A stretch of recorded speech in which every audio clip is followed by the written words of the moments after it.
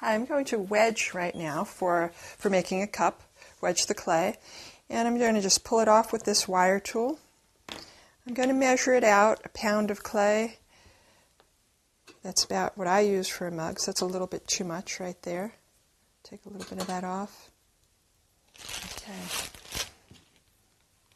The wedging for any piece of pottery is pretty much the same, except for something if it's really large. You're using your hands a little bit differently. And with the wedging, again, I'm just folding the clay back onto itself. I'll do it in slow motion. I'm using my whole body with this, even though it's a small piece of clay. Kind of looks a little bit like a conch shell. And I'm pushing very, very lightly at this point. One of the mistakes that students make is when they get their clay in their hands, they go like this. They just push and squish it down like that. You don't want to do that.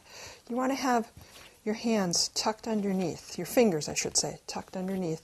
And it's just a rocking motion. And when it's going properly, this is about the speed that you're going. And your fingers are staying underneath, so you're not pushing too hard. That's kind of like a wall that you're hitting, so it doesn't go too far. Now, that's about finished. So I just roll it back on itself. Okay. And just bring it down. And that's all set for the centering on the wheel.